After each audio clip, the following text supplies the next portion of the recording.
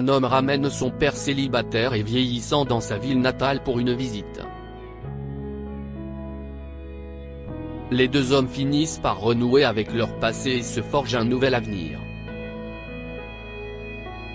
Si un homme a toujours aimé et respecté son père, si est-il bien John Gordon. Âgé de 38 ans, il a été élevé par un père célibataire à une époque où les parents célibataires des deux sexes étaient rares. Paul Gordon avait été un père extraordinaire et John l'adorait. Même en étant un adulte ayant sa propre vie et sa propre famille, il était toujours proche de John et tous deux passaient beaucoup de temps ensemble. À l'âge de 65 ans, John annonça à son fils qu'il voulait retourner dans sa ville natale, et il lui demanda de l'accompagner. Ce que Paul ne savait pas encore, c'est que ce voyage allait transformer les deux vies. John et Paul se dirigèrent vers l'est du Texas, dans la petite ville où le vieil homme était né et avait grandi. En entrant dans la ville, John commença à montrer les points de repère dont il se souvenait de sa jeunesse. « Regarde, tu vois ce restaurant ? Nous avions l'habitude d'y aller après l'école pour boire une bière de Racine. » dit-il.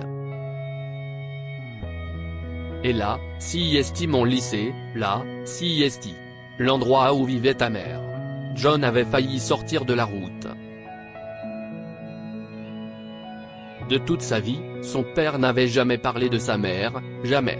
Et maintenant, il lui montrait la maison de son enfance. « Elle l'était ? » demande John prudemment. « Waouh ! Et toi, où vivais-tu ? 3 maisons plus bas. » dit Paul. « Tu vois cette maison avec le porche vert et les volets tempête vert ? Si est mon ancienne maison. Alors toi et maman vous vous connaissiez quand vous étiez enfant ? demanda John. Oui, dit Paul en rêvant. Je suis tombé amoureux d'elle lorsque nous étions en première année. Elle était juste la plus jolie fille du monde pour moi. Et ensuite ? demanda John avec circonspection. Oh, j'étais infiniment amoureux d'elle, mais elle. Paul fit une pause, puis reprit d'une voix triste. Elle ne me voyait pas comme ça, tu sais ? Elle me voyait juste comme le petit voisin, son meilleur ami, pas comme un homme qu'elle pourrait aimer. Mais je suis là, cria John. Donc, tôt ou tard, il y a eu une fin heureuse, non ? Paul dit doucement, range-toi, fiston, et après que John le fait, il répondit, quand elle avait 18 ans, ta mère est tombée enceinte. Le type a disparu dès qu'elle le lui a dit, et après ta naissance. Eh bien, son père était un officier gradé ici à la base, et il a été affecté en Allemagne. Les parents de ta mère l'ont convaincu de te laisser à l'orphelinat et de commencer une nouvelle vie en Europe. Elle a accepté, elle t'a laissé, mais moi, je ne pouvais pas supporter l'idée qu'elle soit malheureuse et mal aimée, même la plus petite partie d'elle, alors je suis allé à l'orphelinat et j'ai dit que j'étais ton père. À l'époque, il n'y avait pas de test ADN, alors ils t'ont donné à moi. Tu m'as élevé et je n'étais même pas de toi. S'exclama John. Tu étais à moi, dit Paul avec férocité. Tu étais et tu es toujours mon fils. Je t'aime John et crois-moi, je ne pourrais pas t'aimer davantage si c'était moi qui avais planté la graine. Des larmes se mirent à couler sur le visage de John et de Paul. Les deux hommes s'étreignirent maladroitement. Puis Paul s'écria, maintenant, mettons un terme à tous ces pleurs et à tous ces trucs. Prends à droite à la prochaine intersection.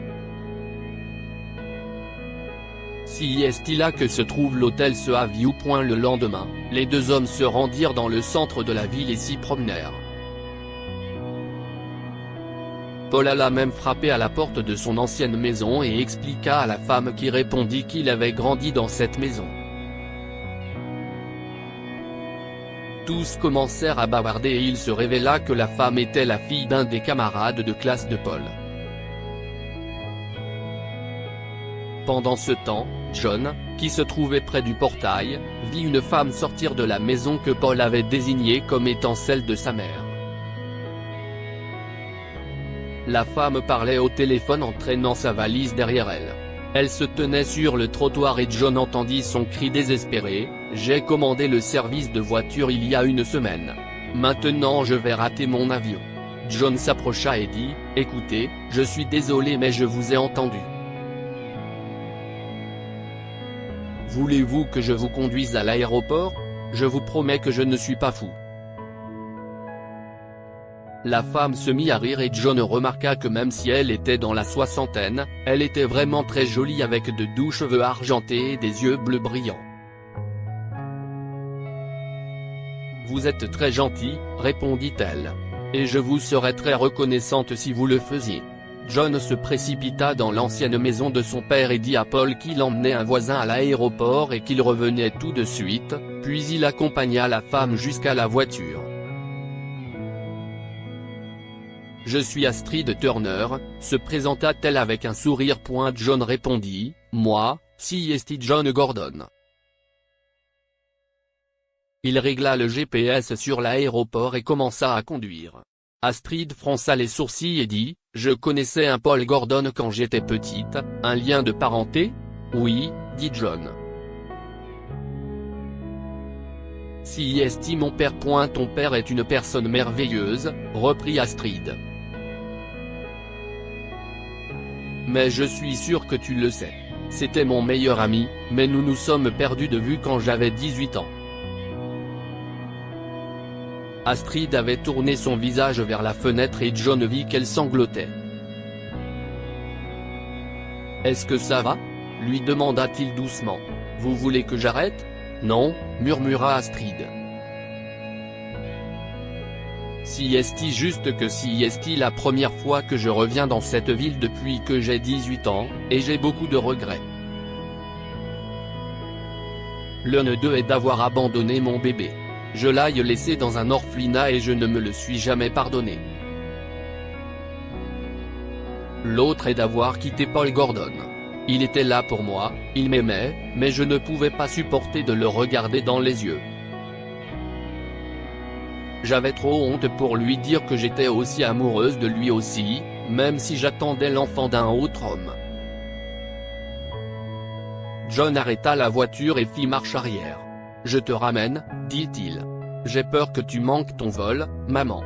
Qu'est-ce que tu as dit ? Halta-t-elle. Paul a refusé qu'un de tes enfants grandisse dans un orphelinat, lui dit John. Donc après ton départ, il est allé à l'orphelinat et a prétendu être mon père. Puis il est devenu mon père. Je pense que vous avez besoin de parler tous les deux. » Astrid sanglotait et regardait John avec de l'étonnement dans les yeux. « Il a fait ça? Tu es mon bébé? Mon fils ?» Paul sortait de son ancienne maison quand ils y arrivèrent. Il vit la voiture de John et lui fit signe. « Tu reviens si tôt ?» demanda-t-il, puis il aperçut la femme assise à côté de John. « Astrid ?» dit-il. « Si est-il toi ?» Astrid sauta de la voiture et courut vers Paul. « Tu as pris soin de mon garçon ?» lui demanda-t-elle. « Tu m'aimais encore même si je portais le bébé d'un autre ?» Paul prit les mains tremblantes d'Astrid dans les siennes. « Toujours et pour toujours, » dit-il tendrement. John se détourna de la vision embarrassante de ses parents s'embrassant comme des adolescents passionnés. Astrid, qui ne s'était jamais mariée, décida de retourner aux États-Unis et s'installa chez Paul. 6 mois plus tard, elle épousa Paul et John joua un double rôle. Il donna la main à la mariée et fut en même temps le témoin du marié. Malheureusement, 3 ans plus tard, On diagnostiqua un cancer en phase terminale à Paul, mais il dit à Astrid, « Je suis l'homme le plus heureux du monde, et je meurs sans regret.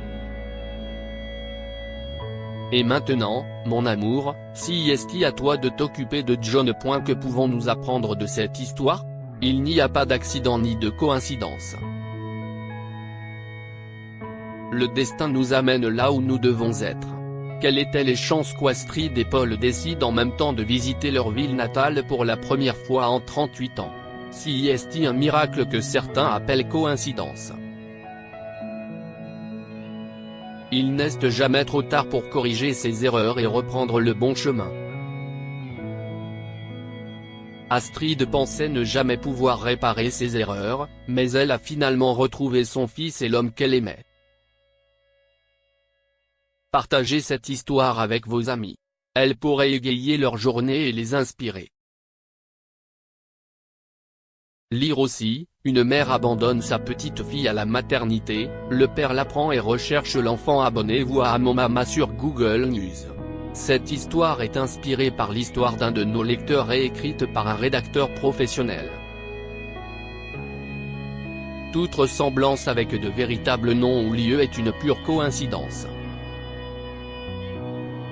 Toutes les images sont utilisées uniquement à des fins d'illustration. Partagez votre histoire avec nous. Elle changera peut-être la vie de quelqu'un. Si vous souhaitez partager votre histoire, envoyez-nous un mail à info@amomama.com.